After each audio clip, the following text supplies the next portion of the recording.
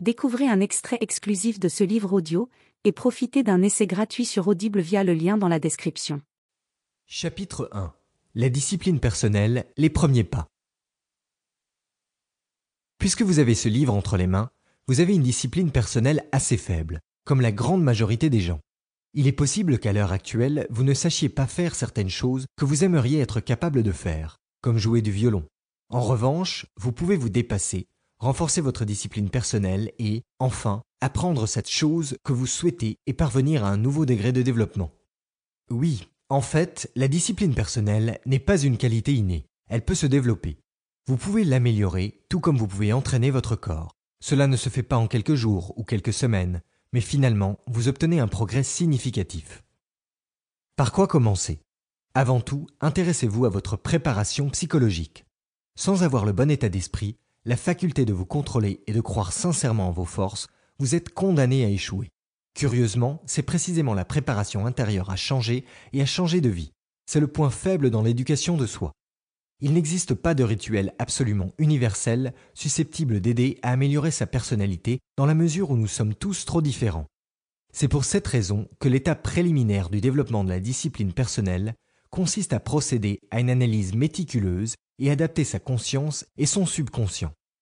En négligeant la psychologie, vous vous limitez à vos erreurs concernant vos propres possibilités et capacités.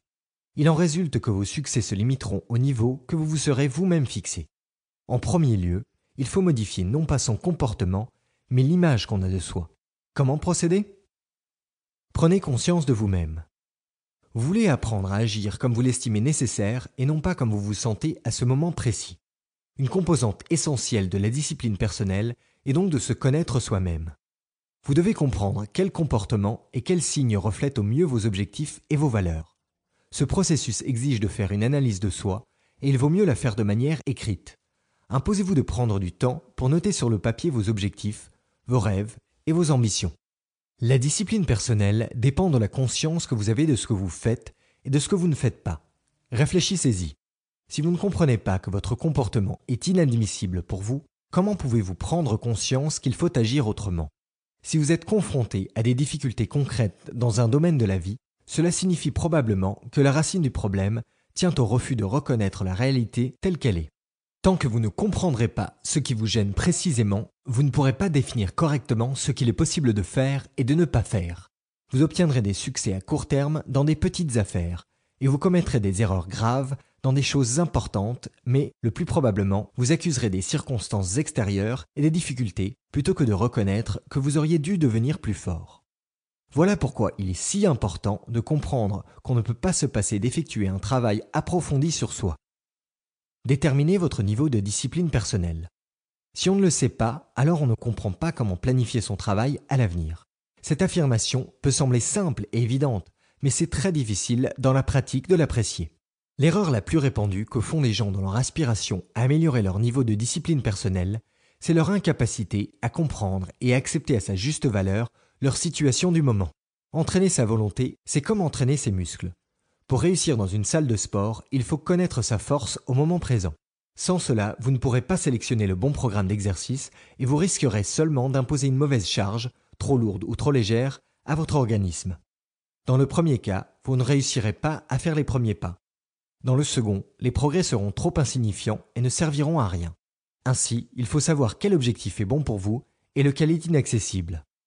Voici une liste non exhaustive de questions qui vous aideront à analyser où vous en êtes en ce moment. Là. Prenez-vous une douche tous les jours. Vous réveillez-vous tous les jours à la même heure en semaine. Et le week-end ? Vous êtes en surpoids ? De combien ? Avez-vous une dépendance à un caprice alimentaire ?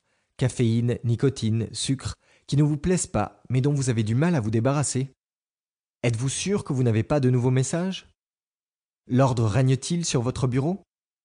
Est-ce rangé chez vous ? Combien de temps perdez-vous chaque jour en semaine et le week-end ?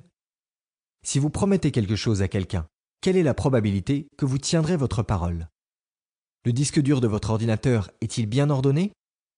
À quelle fréquence faites-vous de la gymnastique ou du sport ? Quel effort physique le plus intense avez-vous fait ? Était-ce il y a longtemps ? Combien de temps consacrez-vous au travail chaque jour en semaine ? Y a-t-il des choses que vous n'arrivez pas à faire pendant 3 mois ? Notez-vous vos objectifs et les moyens de les atteindre?